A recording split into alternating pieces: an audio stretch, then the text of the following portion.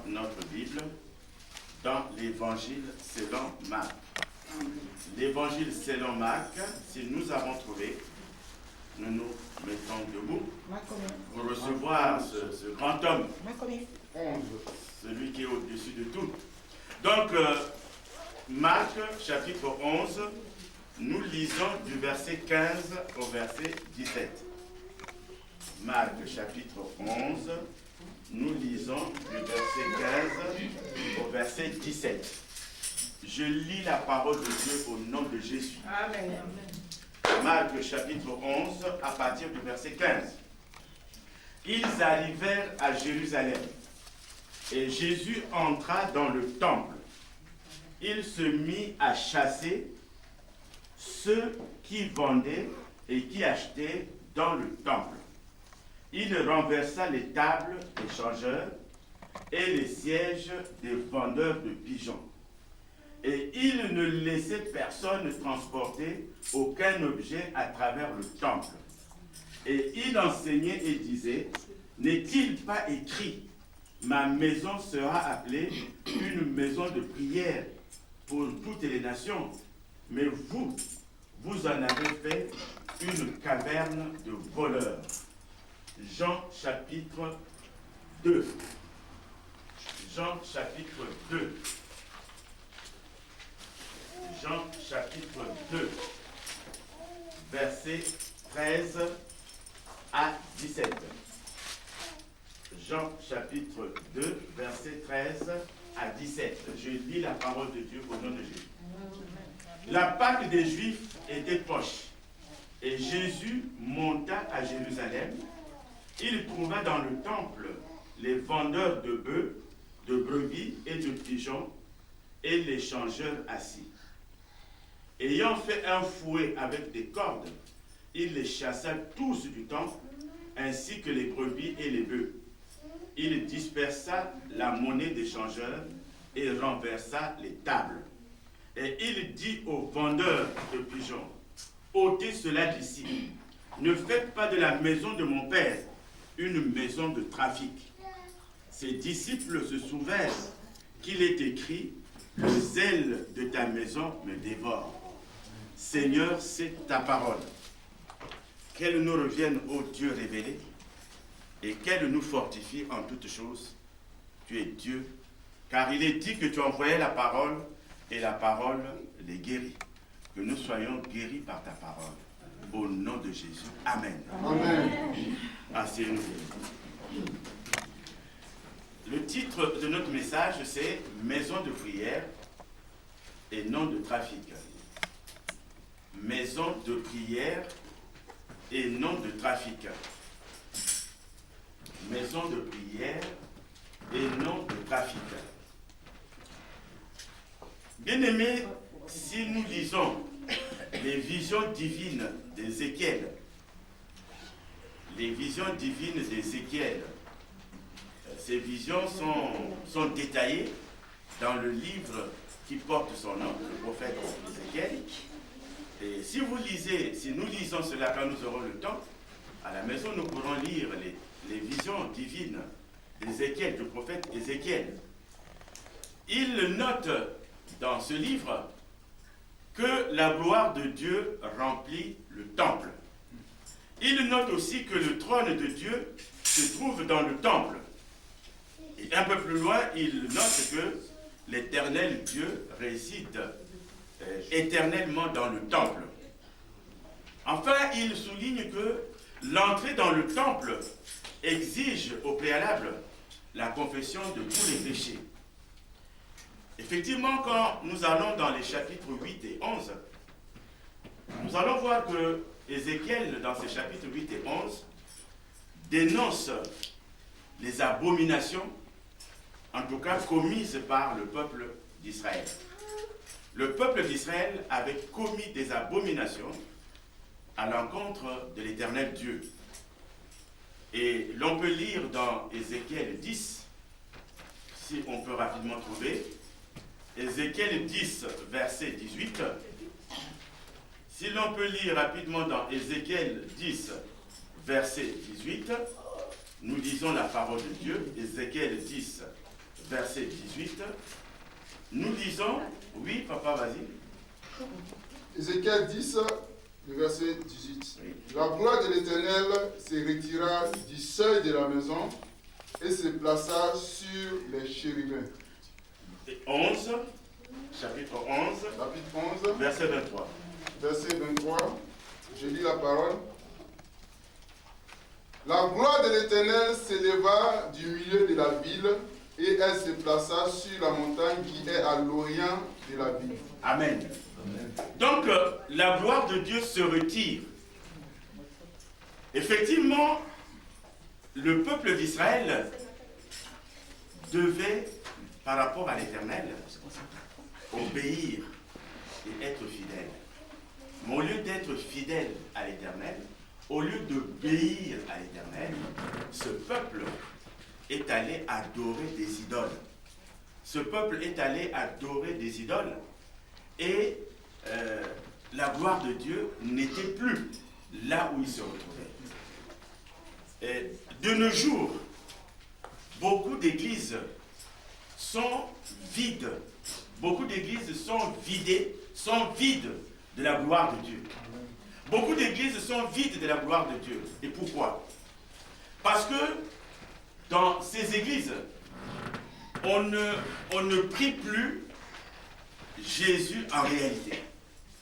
On ne prie plus Jésus en réalité et ces églises deviennent un terrain, nous allons le voir, ça devient un terrain de dispute, un terrain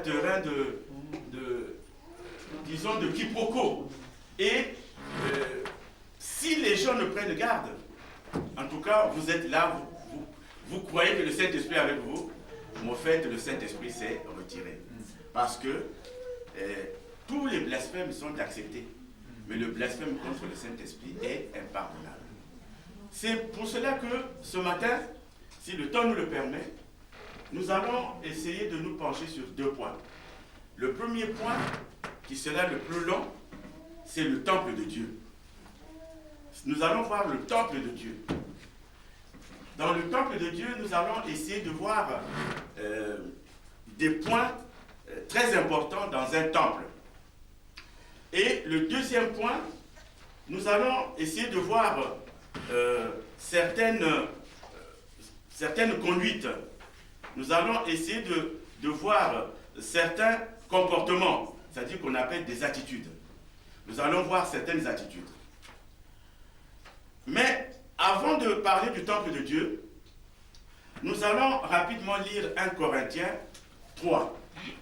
1 Corinthiens 3, où l'apôtre Paul parle à l'église de Corinthe. Vous savez que l'église de Corinthe est une église qui aura tout encaissé et qui sera à l'origine de beaucoup de choses. Alors, 1 Corinthiens 3, verset 2, nous allons lire la parole de Dieu. 1 Corinthiens 3, verset 2, l'apôtre Paul parle à l'église de Corinthe. Il dit, je vous ai donné du lait, non de la nourriture solide, car vous ne pouviez pas la supporter. Et vous ne le pouvez pas même à présent, parce que vous êtes encore charnel. Je relis, je vous ai donné du lait, non de la nourriture solide, car vous ne pouviez pas la supporter. Et vous ne le pouvez pas même à présent, parce que vous êtes encore charnel.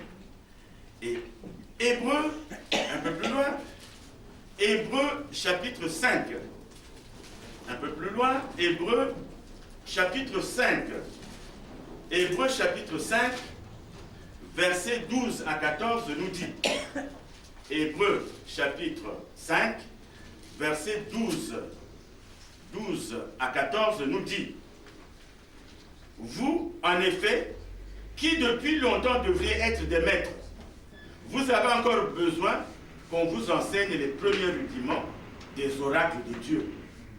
Vous en êtes venus à avoir besoin de lait et non d'une nourriture solide. Or quiconque en est au lait n'a pas l'expérience de la parole de justice, car il est un enfant. Mais la nourriture solide est pour les hommes faibles, pour ceux dont le jugement est exercé par l'usage à discerner ce qui est bien et ce qui est mal. Amen. C'est là la grande problématique. C'est là la grande interrogation. L'Église aujourd'hui est composée non pas des friands de la nourriture solide, mais des friands du lait. Vous savez, quand vous mangez, un petit enfant, on lui donne du lait. Mais vous qui êtes grand, si vous n'associez pas le lait à quelque chose, en tout cas, ça ne vous fait rien. Mais lui, la nourriture du lait suffit. Donc, c'est ce qu'on appelle des bébés spirituels. Ce n'est pas un problème d'âge. Ce n'est pas que j'ai 200 ans. Ce n'est pas un problème de vécu dans une église. Que moi, l'église, je la connais depuis 30 ans. Je suis chrétien depuis 40 ans. Cela n'a rien à voir. C'est un problème de disposition du cœur. Il y a des personnes, vous enseignez la parole de Dieu, mais eux, ils sont dans l'impossibilité de comprendre la parole. C'est-à-dire, ils ne font aucun effort. Or que la seule chose qui nous permette de comprendre la parole, c'est de rester en connexion avec le Saint-Esprit. Et un jeune me disait, mais comment on fait le Saint-Esprit? Est-ce que vraiment il nous parle? J'ai dit oui, la seule condition, que tu démarres avec lui une véritable intimité. Que tu sois en intimité, or que aujourd'hui, avec les temps qui courent, il nous manque l'intimité. On n'a pas le temps de rester, en tout cas, dans la parole, étudier la parole, comprendre la parole, digérer la parole. Il y a des gens qui écoutent la parole, qui entendent la parole, mais sans l'écouter. Ils entendent la parole, mais ils ne l'écoutent pas. Et il y en a qui écoutent la parole, mais ne la mettent pas en pratique.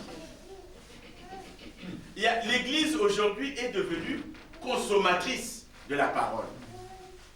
C'est pour cela que vous allez vous demander, mais tel enfant est jeune, mais il comprend la parole de Dieu. Pourquoi moi, je ne comprends pas? Mais parce que tu n'as pas encore donné ta vie à Jésus. Frère, sœur, soyez rassurés que même ceux qui prêchent la parole, il y en a qui n'ont pas encore rencontré le vrai Jésus. Parce que, avant de rencontrer Jésus, tu étais bagarreur. Avant de rencontrer Jésus, tu étais l'homme ou la femme qui avait un raisonnement, excusez-moi du peu, terre à terre. Et quand tu rencontres Jésus, tu es resté la même personne. Tu as les mêmes réactions. Tu as la même façon de parler. Tu as la même façon de réagir. Non, tu ne l'as pas encore rencontré. Église, amen. Tu ne l'as pas encore rencontré. Parce que personne ne rencontre cet homme et que tu sois la même personne. Non. Tu ne l'as pas rencontré. Si tu l'as vraiment rencontré, toi qui étais méchant, tu deviendras le plus bon. Toi qui étais querelleur, tu deviendras le bon ami. Toi qui étais le gars qui critiquait, tu deviendras celui qui aura la crainte, celui qui aura de la compassion. C'est pour cela que nous devons nous dire, mais comment on fait pour rencontrer le vrai Jésus? C'est comme si tu travailles, et à la fin du mois, tu n'as pas ton salaire. Il y a un problème. C'est comme si, tu vois, tu travailles pour Dieu, tu vas à l'église, tu chantes, mais tu n'as pas rencontré Jésus. Soyez rassurés que beaucoup n'ont pas encore rencontré Jésus-Christ. Parce que la personne qui rencontre Jésus-Christ a un changement. Je reviens toujours sur l'exemple d'une petite fille qui s'était mariée dans l'église. Mais avant de se marier, elle n'avait pas une langue qui se taisait. Sa langue, c'est-à-dire elle rebondissait, elle avait même des lèvres qui étaient un peu tordues parce qu'elle était vraiment insolente. Et quand elle s'est mariée, elle s'est complètement métamorphosée. Un jour, le mari l'a vraiment frappé. Le mari l'a vraiment frappé et nous sommes allés. Et la maman lui dira, mais toi, pourtant, quand tu étais jeune, quand tu étais à la maison, tu réagissais. Quand tu ne pouvais pas te laisser comme ça. Elle regarde sa mère. Elle dit, c'est Jésus qui m'a changé. Amen. Alléluia. Amen. Jésus m'a changé. Il dit dans sa parole que je dois être soumise. Je suis dans la soumission. Et le problème revenait à l'homme qui croyait que la soumission voulait dire esclavage. Dieu ne peut pas dire une chose et son contraire. Parce qu'il a dit que vous connaîtrez la vérité et la vérité vous affranchira. Jean chapitre 8, verset 32. Vous connaîtrez la vérité et la vérité vous affranchira. Donc il ne peut pas, à toi qui connais la vérité, faire encore de toi un esclave. C'est cela, bien-aimé. Et cela nous introduit directement au premier thème, qui est le temple de Dieu. Le temple de Dieu s'appelle aussi la maison. Cela s'appelle aussi la maison de Dieu. Cela s'appelle aussi l'église. Et aujourd'hui, la maison de Dieu, l'église de Dieu, est devenue non pas un endroit pour nous recueillir, non pas un endroit pour déclarer notre amour à notre frère, non pas un endroit, on va à l'église, je vais à l'église, je me prépare, c'est-à-dire je ne vais pas à l'église par routine. Vous savez, la routine, quand vous êtes dans la routine, vous faites des choses, vous avez l'habitude de faire des ablutions le matin, vous le faites, mais vous ne vous demandez, vous ne prenez pas le temps de vous regarder si l'œil est enflé ou pas. C'est la routine. Donc, l'église est devenue cela, et l'église est devenue un endroit où chacun gère des intérêts inavoués. Chacun a des intérêts inavoués. Je vais à l'église avec un objectif.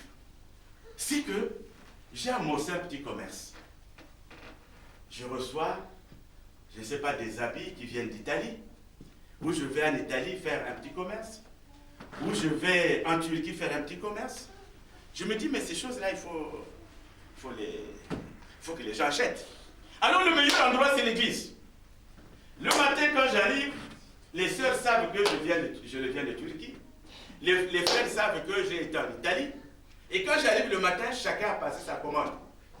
Donc, dès que j'entre, je viens peut-être en retard. Dès que j'entre, il y a la sœur qui me dit, il me fait signe. C'est pour moi, c'est... Oui. D'accord. Donc, j'entre. Et là-bas, le frère me regarde. Oui, t'en fais pas. J'ai amené le costume. Vous voyez? C'est-à-dire, l'église est devenue un lieu de commerce. C'est ça qui interpelle Jésus. Dans les églises. Et vous savez, ces gens qui prennent ces choses avec des facilités de paiement. Ça se passe dans l'église, hein? Facilité de paiement. Mais il y en a qui sont plus gourmands que les autres. Au lieu de prendre 2 tenues, au lieu de prendre 3 tenues, ils en prennent parfois 10. Et le problème, pour les rembourser, on n'en peut plus. Qu'est-ce qu'on fait? On fuit l'église. Ah oui. Parce que celui qui a vendu, il n'est pas là. Il y a certains dimanches où il ne vient pas. Mais il sait que les gens ont leur salaire entre le 10 et le 15. Alors le 10 et le 15, ils ne manquent pas au culte. Vous dites, ah, ma soeur, tu es venue, oui, mais elle est venue pour la collecte de son argent. Elle est là, parce que les gens doivent payer. Et toi qui n'as pas payé depuis longtemps, tu es obligé de fuir l'église. Mais tu ne vas pas fuir l'église en disant, je dois une femme. Tu vas fuir l'église en disant, voilà, il y a une femme qui modère là, la façon dont elle me regarde ne me plaît pas. Mais la vérité profonde, c'est que tu as fui l'église parce que tu as des dettes dans l'église. Et l'église devient aussi un endroit où on organise des tontines. Des tontines. Ma soeur, tu ne veux pas passer aux tontines? Combien? 300. Combien? 500. Il y a des tontines qui vont jusqu'à 1000 euros dans les églises. 1000 euros de tontines. Donc, le plus souvent, ce sont les mamans qui sont responsables de tontines. Alors, on se fait des listes. Et vous savez comment ça se passe dans les tontines? Quand c'est ton tour, je crois qu'il y a une fête, certains tontines, on organise une fête chez toi qui vas prendre l'argent. Il y a toute une fête. Mais le problème de la tontine, toi quand tu as déjà pris ta part, tu es parmi les premiers, tu fais tout pour être parmi les premiers. Tu prends ta part, tu as pris par exemple 5 000, tu as pris 10 000. Il y a les autres qui attendent. Tu payes un tour, 2 tours, 3e tour, tu n'en peux plus. C'est pour ça que vous voyez beaucoup de gens qui déménagent. Ils sont obligés de déménager parce que les créanciers vont te suivre. C'est-à-dire, ce sont des vérités de notre Église aujourd'hui.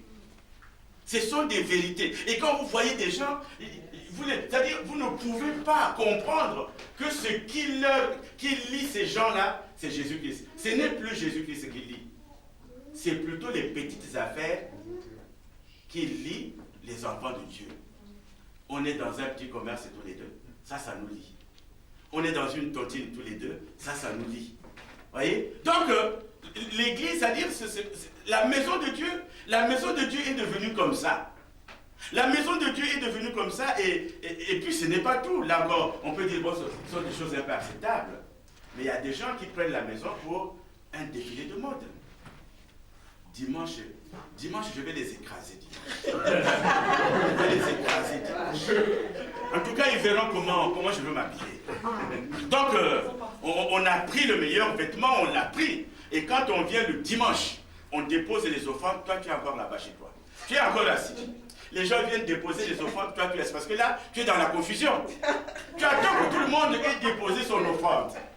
Et ton tour arrive. C'est-à-dire le défilé de mots, c'est-à-dire que tu deviens mannequin. Et tu avances. Et je vous dis, quand vous voyez cette personne qui avance là, vous croyez qu'elle va déposer quelque chose, mais c'est 10 centimes. Décalage. L'église amène. Amen. Il y a des gens qui pensent que quand on dépose là, il y a de l'argent. Mais il faut être au contrôle pour voir qu'il n'y a rien. Donc quand vous voyez cette personne-là, mannequin, donc on a peut-être fait un peu de sport, donc la taille est fine. Donc quand la personne s'habille, vraiment c'est mannequin, elle vient là pendant que tout le monde a déjà déposé, elle dépose. Et quand elle repart, elle regarde un peu ses vêtements, elle regarde comment elle est habillée. L'église est devenue comme ça. Et toi qui as la maladresse d'avoir le même vêtement pendant 2 dimanches, 3 dimanches, tu deviens la risée de l'église. Tu as vu cette fille-là? La même tenue. Ah non. Et on vit dans un pays. Non, moi je ne peux pas tolérer ça. Donc c'est ça l'église d'aujourd'hui. Donc quand vous voyez Jésus qui réagit par rapport aux pigeons, les pigeons sont encore dans l'église. Les pigeons ne sont pas sortis dans l'église, mais les pigeons ont pris une autre forme. Les pigeons ont pris une autre forme. Les vendeurs ne sont pas encore sortis de l'église. Les vendeurs ont pris une autre forme. Les changeurs ne sont pas sortis de l'église. Les changeurs ont pris une autre forme. L'église, amen. Amen. C'est cela la maison de Dieu. Regardez comment elle est venue la maison de Dieu. Elle est devenue la maison de Dieu. La maison de Dieu n'est plus ce qu'elle devait être. Alors la table. Vous savez que c'est sur la table qu'on expose ce qu'on vend. Mais la table devait être, ou quand je parle de table, il s'agit du cœur de l'homme. La table, c'est notre cœur. Le cœur de l'homme, le cœur du chrétien, devait avoir des écritures.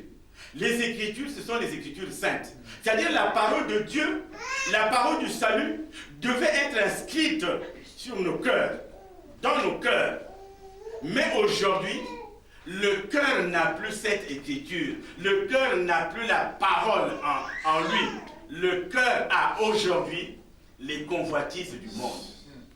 Dans le cœur, au lieu d'écrire la parole de Dieu, le cœur maintenant porte les convoitises du monde.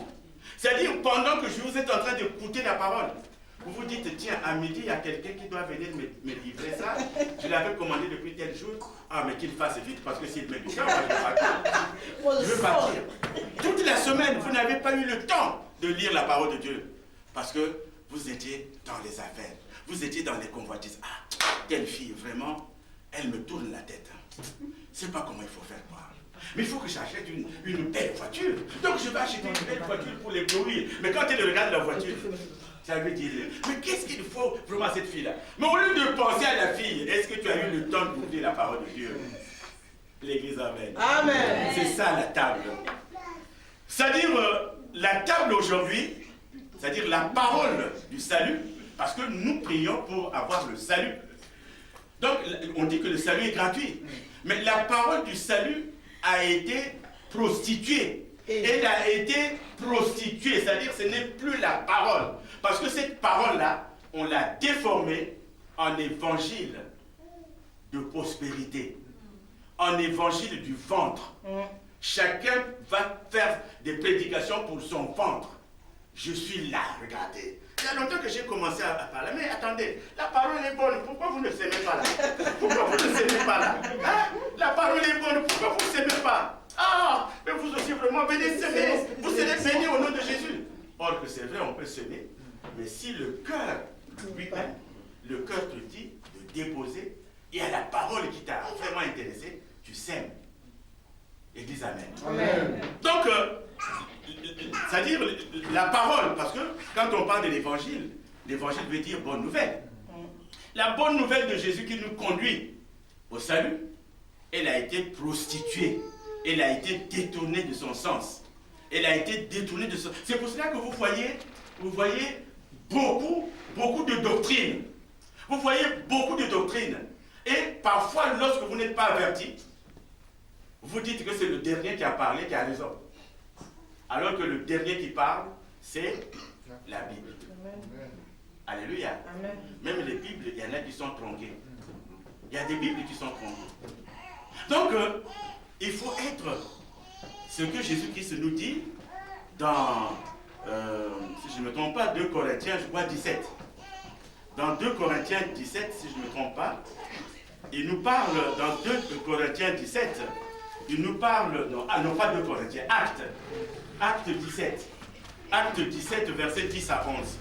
Acte 17, verset 10 à 11, il nous parle des chrétiens de Bérée. Ce sont des personnes qui recevaient la parole avec enthousiasme. Mais ils notaient tout ce qu'on leur disait. Pourquoi? Pour aller vérifier si c'était conforme aux Écritures. Mais aujourd'hui, dans nos églises, il n'y a plus les chrétiens de Bérée. C'est pour cela qu'aujourd'hui, dans nos églises, quand vous voyez quelqu'un qui vient, qui raconte un évangile qui n'est pas celui de Jésus, vous qui êtes bébé spirituel, vous dites il a raison. Alors que si vous êtes chrétien de Bérée, vous devez prendre des notes et aller vérifier les Écritures. Église, amen. Amen. Donc l'église est devenue, c'est pour cela d'ailleurs qu'il y a des coups d'état dans les églises. Il y a des coups d'état. Vous allez voir quelqu'un qui vient là, ou une soeur qui vient avec des allures vraiment de sauveur. Mais ce ne sont pas des allures de sauveur. C'est-à-dire tout ce qu'il fait, il prépare son terrain. Il prépare son terrain. Et quand il aura des adeptes, ben, il y a un coup d'état. J'ai mon ami pasteur à Villiers-le-Bel. D'ailleurs, il viendra ici, c'est un Ivoirien. Il y a papa Joseph qui le connaît, pasteur Blawa. Un homme de bien. Et qu'est-ce qu'il a fait? Il y a quelques mois, il y a quelques années, il avait reçu quelqu'un de bonne foi. Il le reçoit vraiment très bien. Mais il a fini par lui prendre des... Parce que les chrétiens n'appartiennent pas à un homme. Les chrétiens appartiennent à Jésus-Christ. Mais le pasteur, il a mission de les faire paître, c'est-à-dire de les faire manger. Il doit les faire manger avec la bonne parole. Et lorsque la parole n'est pas bonne, il a cette mission devant le Seigneur de rectifier. Il y a des coups d'état aujourd'hui. Vous allez à Brazzaville, vous allez à Paris, un peu partout. Vous allez voir que dans les églises, parce que là où on enseigne la vraie parole de Dieu, je vous dis, ce n'est pas plein. Vous allez vérifier les églises. Quand vous allez dans une église où on enseigne la vraie parole de Dieu, ce n'est pas plein. Il y a 50, il y a 100, peut-être 100 et quelques, mais vous n'allez pas trouver 800 000. Non. Non. Parce que dans les 800 000, c'est là où Satan s'introduit. Il sait qu'il y a du monde, donc dans la masse, lui aussi, il fait son évangile. Vous savez, pourquoi les gens, c'est plus facile de vendre, je ne sais pas, des costumes que vous ramenez d'Italie, ou des pannes ou des robes que vous ramenez de Turquie, dans une église de 800 personnes, ou 1000 personnes. Vous arrivez avec, je ne sais pas, 50 costumes. Ah, frère, c'est pour toi. C'est pas un cadeau, hein? Pourquoi? Écris le nom. Pourquoi? Écris le nom. Pourquoi? Écris le nom. Pourquoi? Écris le nom. Mais dans une petite église, vous donnez un frère, non, non, ma soeur, moi, je ne suis pas là-dedans. Tu es obligé de chercher une grande église. Or que la grandeur d'une église, ce n'est pas le nombre, mais c'est la disposition du cœur des chrétiens. Quand Jésus reviendra, il ne viendra pas chercher les 4 murs. Il viendra chercher parmi nous ceux qui le prient en esprit et en vérité. Alléluia. Ce n'est pas le nombre.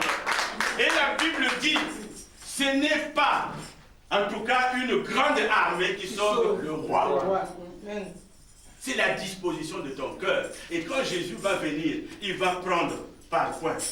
Lui, les murs là n'existent pas. Il n'a pas laissé les murs. Les murs, c'est l'homme qui a fait. Parce que nous devons nous abriter. C'est nous qui avons fait les murs. Lui, il n'est pas pour ces murs-là. Mais donc, quand il reviendra, à travers ces murs, il prendra les vrais chrétiens. Amen. Et ces vrais chrétiens sont les chrétiens de Béret. Ils notent, ils interrogent, ils notent, ils interrogent et ils avancent dans la parole de Dieu. Donc la table, c'est le cœur de l'homme. Le cœur qui devait vivre dans la parole de Dieu. Et les vendeurs. Les vendeurs sont suffisamment définis.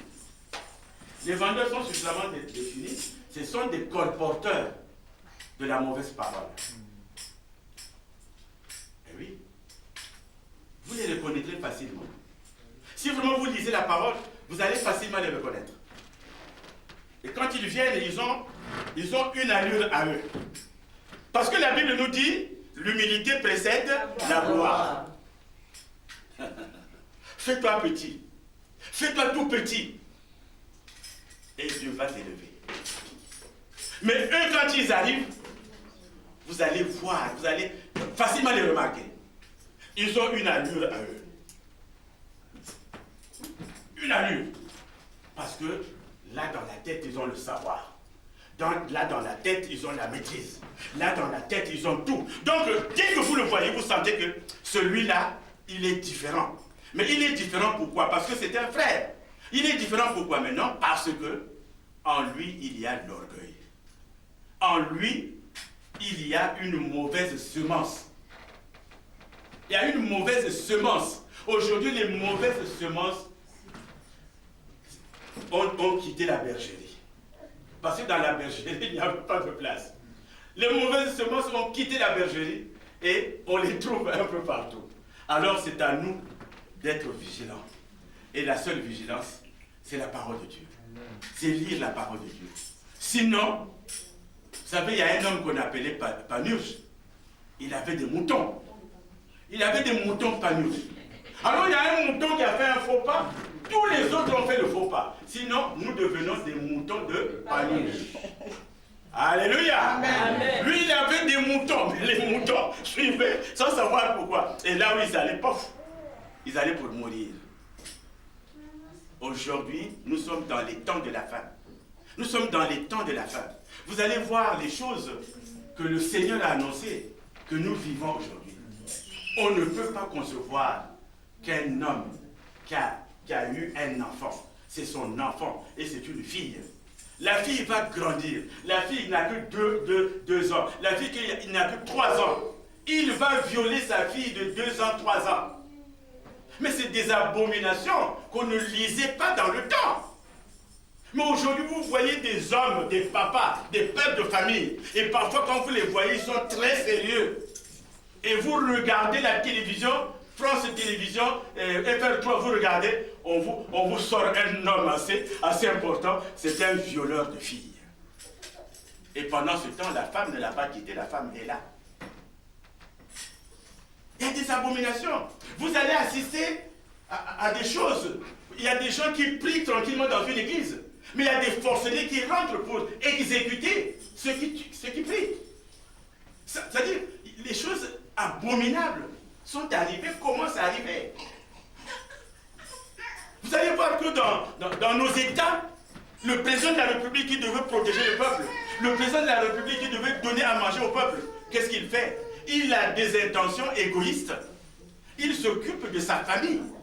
Pour avoir à manger, pour avancer, il faut être frère d'eux, il faut être cousin d'eux, il faut être oncle d'eux. Mais quand tu n'es pas oncle d'eux, quand tu n'es pas cousin d'eux, tu cherches du travail, tu vas pas avoir des diplômes, tu n'as rien. C'est de l'abomination. Donc, frères, ne perdons plus notre temps à nous chamailler, à nous... Il est temps que chacun de nous prenne conscience que nous, chrétiens, nous avons cette mission. Et dans chrétiens, il y en a de plusieurs sortes. Je veux parler du Fils de Dieu. Parce qu'il y a des gens qui sont éternellement bébés, qui consomment du lait. Mais tu dois quitter l'état de bébé pour aller à l'état du Fils. Le Fils est averti. Le Fils sait. Il faut donc, c'est-à-dire nous devons nous battre pour aller vers le Fils. Mais il y a 20 ans tu parlais, tu as le même langage 30 ans après. Et que tu es resté un enfant de Dieu. Alors que l'enfant de Dieu c'est déjà un pas. Mais il faut faire des progrès. C'est pour cela que la parole nous disait, mais vous qui deviez être maître. Parce qu'il y a longtemps que vous savez ces choses-là. Mais vous avez encore besoin du lait. Parce que je ne peux pas vous donner de la nourriture solide. Je ne peux pas. Regardez quand on parle d'enseignement. Un dimanche, j'ai essayé, je crois, 1 ou 2 dimanches, de donner les enseignements ici. Mais il y a des gens qui dormaient. Il y a des gens qui dormaient. Je n'entendais pas quelqu'un qui se levait pour dire, ah, pasteur, c'est très bien. Mais c'est lorsque tu prêches que tu entends pasteur très bien. Alors que la parole, ce n'est pas vraiment la prédication. La prédication nous met en émoi, mais c'est l'enseignement. C'est là qu'on doit grandir. Bien. Alors le troisième point, c'est le fouet. Le fouet, c'est tout simplement la vraie parole. Le fouet, c'est la vraie parole, une parole qui dérange. Aujourd'hui, frère, ma chère sœur, si tu entends une parole, quelqu'un qui te parle avec des mots durs, mais il est dans la parole, cette parole-là, c'est qu'elle est pour toi. Alors ne te dis pas que cet homme qui parle là, ah, mais il est au courant de mon problème comme ça. Il s'agit de mon problème, il parle de mon problème. Il y avait une sœur qui était avec nous, il y avait son frère qui revenait du pays, et le frère dormait chez elle. Elle était mariée, et elle avait beaucoup de problèmes avec son mari. Mais le frère était pasteur.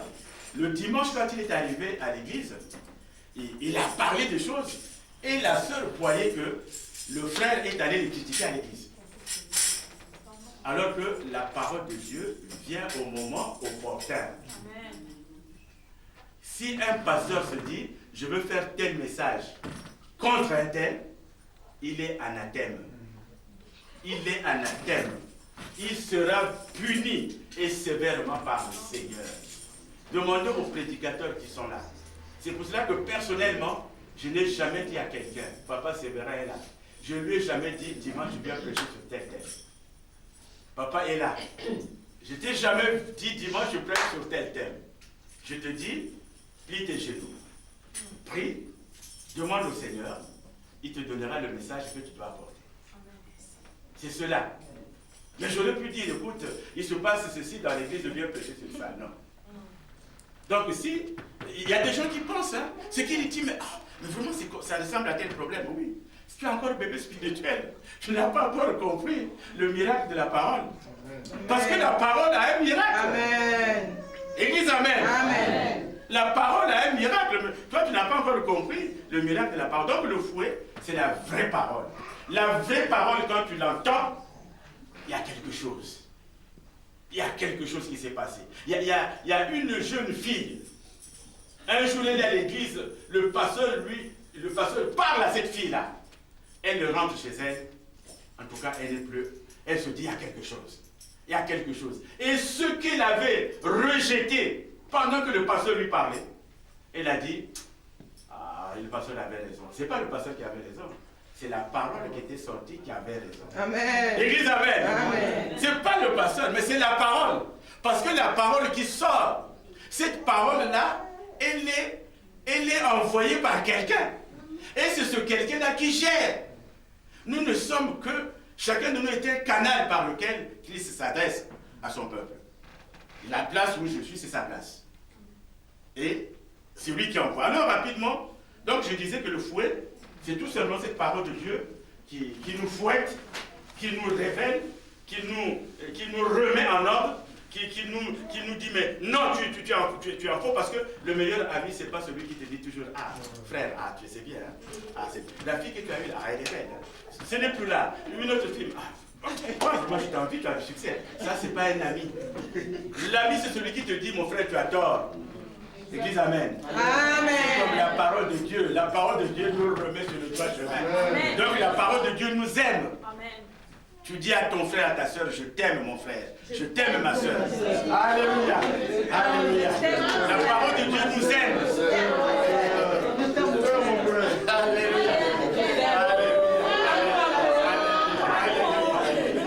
Soyons.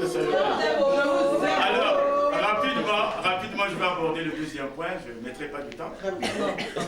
Le deuxième point, c'est quelques attitudes. Amen. Quelques attitudes. Il y a ce qu'on appelle la distraction pendant la prédication. Ah, d'accord. Cet exemple, vous allez le trouver dans Actes des Apôtres 20. Vous prenez la référence. Actes des Apôtres 20. Actes des Apôtres 20, versets 7 à 12. Là, quand vous allez lire le texte, vous verrez que l'apôtre Paul est en train d'enseigner. Il y a un jeune Eutychus qui va s'endormir. Il est dans la distraction. Parce que vous savez pourquoi les gens dorment pendant la parole de Dieu? Parce que Satan ne veut pas qu'on écoute la parole. Alors, si toi, tu n'es pas en connexion, tu verras que, parce qu'il y a encore des pasteurs qui ont une voix monocordante. Automatiquement, ça te berce.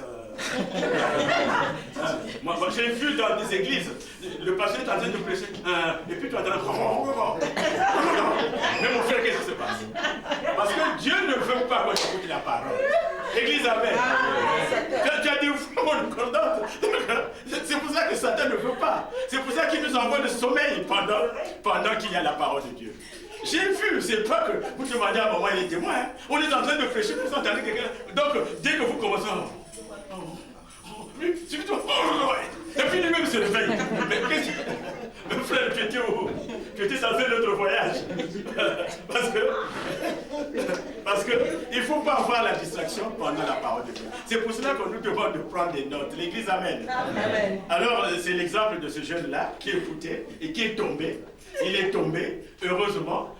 Paul avait le don de miracle. Paul l'a remis, l'a ressuscité par ses prières. Il est revenu à l'église. La deuxième attitude, c'est la foi qui guérit. C'est la foi qui guérit. Là, vous allez trouver toujours dans Actes des Apôtres, chapitre 14, versets 8 à 11. Actes des Apôtres, chapitre 14, versets 8 à 11. Là, ça se passe à Lystre. Ça se passe à Lystre, toujours avec Paul. Paul arrive sur quelqu'un qui était impotent. Quelqu'un qui ne pouvait pas bouger ses membres. Quelqu'un qui ne pouvait pas utiliser ses membres. Alors, Paul regarde cet homme-là. En tout cas, il le regarde les yeux dans les yeux. Et cet homme avait la foi. Il était guéri. Amen. La foi guérit. Donc ça, c'est une bonne attitude. Et l'attitude qui est encore plus dangereuse, c'est le risque de déification. Le risque de déification, vous allez le voir dans Actes des Apôtres 14, verset 12, verset 12. Les chrétiens appelaient Barnabas Jupiter. Barnabas était appelé Jupiter parce que Jupiter, c'est la divinité suprême des Romains. Et Paul était appelé Mercure. Mercure, c'est le fils de Jupiter, qui est le dieu de commerce, qui est aussi le patron c'est-à-dire des discours. Donc, eux, ils croyaient que Paul était devenu Mercure. Alors, le risque de déification, on le voit dans des églises. le pasteur, l'apôtre, l'évangéliste ne prêche plus, mais c'est l'individu qui prêche. C'est l'individu qui prêche parce qu'en fait, l'individu se dit auteur de ce qu'il dit. Moi, je suis auteur, il se dit auteur, alors qu'il n'est pas auteur. Tout ce que nous disons se trouve dans la Bible. Nous sommes allés faire des emprunts. J'ai passé des jours, des nuits à faire des emprunts, à lire. J'ai noté. Et je viens, je vous dis ce que j'ai lu. Je vous dis ce que j'ai vu. Maintenant, moi je me fais fier. Et quand je prêche, malheureusement je n'ai pas de belles chaussures, alors je lève le pied pour montrer mes chaussures crocodile ou quoi, croco. Je montre les chaussures croco. Et quand je montre les chaussures croco, les filles viennent avec leur bagne pour m'essuyer là. Elles essuient les chaussures. Alléluia, c'est l'homme de Dieu, alléluia. Dès que j'avance comme ça, il y a quelqu'un qui vient me mettre du parfum là. Oh, tu as déjà transpiré, on me met du parfum. Dans les églises, on commence à déifier les gens qui font la parole. C'est vrai. Quand vous allez dans les Saintes Écritures, vous allez dans 1 Timothée 5, verset 17.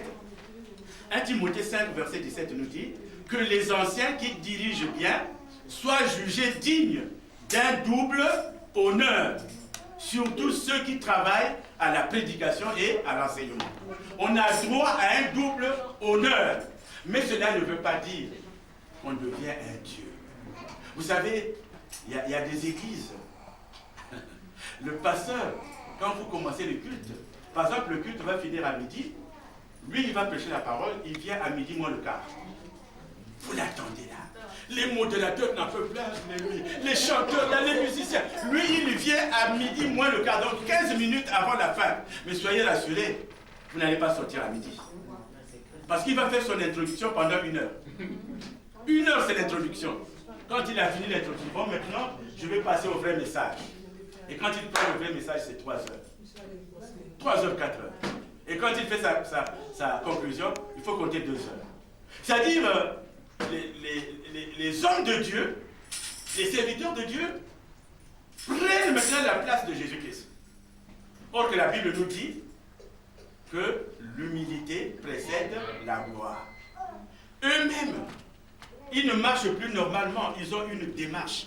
Vous savez, vous verrez toujours des gens qui ont toujours les mains en poche là. Ils ont une démarche. Et quand ils parlent, oui ma soeur, oui, tu as dit ça. Non, mais moi je crois que mon Dieu m'a dit. Et Dieu m'a dit. Donc quand justement, aujourd'hui, les chrétiens aiment ces farceurs. Les chrétiens aiment ces farceurs et soyez rassurés qu'ils font vraiment le plein. Ils font le plein. Parce que quand il arrive à 45, personne ne se demande qu'il est arrivé en retard. Dès qu'il rentre, le modérateur arrête ce qu'il faisait. Nous allons acclamer l'homme de Dieu. Nous allons acclamer l'homme de Dieu. Et il a des gardes du corps, devant, derrière, de part et d'autre. Les gardes du corps sont là, comme de véritables militaires. Il entre. Asseyez-vous bien-aimés. Asseyez-vous bien-aimés. Donc il n'a pas encore parlé que les gens tombent. Il n'a pas encore parlé, il a seulement dit asseyez-vous. Oh, vous voyez, il y a des crises, on tombe. Il y a des crises, on tombe. Il y a ceci, on tombe. Donc, il a l'onction. Il a l'onction. Mais est-ce que Jésus-Christ, vous avez vu dans la Bible quelque part, Christ qui est Dieu, qu'il avait ces choses? À nous d'être chrétiens de béret, à nous de lire les Écritures. Nous ne rentrons pas dans des zones qui ne sont pas des zones de la Bible. La gloire revient à Jésus-Christ. Jésus-Christ ne partage jamais sa gloire. Amen. Jamais. Donc quand vous voyez quelqu'un qui est devenu comme ça, même pour parler, il sautille, il fait ceci, il faut vous dire que celui-là n'a plus le Seigneur. Il n'a plus le Seigneur. Moi aujourd'hui, je ne peux pas programmer la guérison de quelqu'un. Moi aujourd'hui, je ne peux pas dire, vendredi vous venez, il y aura des miracles. Qui suis-je? Qui suis-je? Le Saint-Esprit est souverain. Il veut guérir, il guérit. Mais je n'ai pas à faire des programmes. Vendredi, il y aura des miracles. Vendredi, il y aura des miracles. Et quand le vendredi arrive, je suis à dire de bien préparer là. Parce qu'il y aura des miracles. Et les gens viennent, ils attendent les miracles. Dès que je lève la main, dites-vous que cet homme-là, Cet homme-là n'est pas un envoyé de Dieu. Église, amen. Amen. Église, amen. Amen. Ne déifions pas ceux qui nous apportent la parole. Mais c'est comme je dis, un pasteur, ce n'est pas quelqu'un qu'on doit craindre. On ne craint que Dieu. Amen. Mais le pasteur, on le respecte. Amen. Si toi tu veux être respecté, il faut respecter les hommes de Dieu. Aujourd'hui, un père respecte ses enfants. Amen. Moi, je suis l'époux de cette femme-là, je la respecte. Amen. Je ne veux pas l'exposer, je ne veux pas l'injurier devant tout le monde. Le respect est réciproque. Mais celui qui est déifié, il n'y a que Jésus-Christ. C'est pour cela que nous disons, tout à l'heure là, tu es plus que ce qu'on dit. Hein? Tu es plus ce qu'on dit. Hein? Hein? Tu es plus grand. Tu es plus grand que ce que l'on dit. On a entendu ça. Mais je ne sais pas si un jour elle peut essayer, Papa Pénéka, tu es plus grand que ce qu'on dit. Je ne sais pas si ça marchera. Hein? Il faut essayer un jour là. Tu es plus grand, Papa Pénéka, c'est qu'on dit. Dis, ça va marcher. Dis, ça va marcher. Donc le plus grand n'est que Jésus-Christ. Église, amen. Église, amen. Ne déifions pas les hommes de Dieu. Et c'est par là, bien aimé, que je vais terminer. Tout simplement pour nous dire que nous ne nous enseignons pas. Ça, c'est 2 Corinthiens 4, 5. Nous ne nous prêchons pas nous-mêmes. C'est Jésus-Christ le Seigneur que nous prêchons. Alléluia. Et nous disons, vos serviteurs, à cause de Jésus. Nous sommes serviteurs de Dieu à cause de Jésus. Nous ne vous prêchons pas nous-mêmes. Nous prêchons le Seigneur. C'est pour cela, bien-aimés, que la parole de Dieu nous fortifie, que la parole de Dieu nous sanctifie et que la parole de Dieu élève chacun de nous. Que la parole de Dieu nous bénisse, car toutes les bénédictions ne viennent que de la parole de Dieu. Amen. Que celui qui est malade soit guéri, que celui qui a des soucis puisse avoir ce qu'il attend. C'est cela la parole de Dieu. Que Dieu nous bénisse tous. Amen. Amen.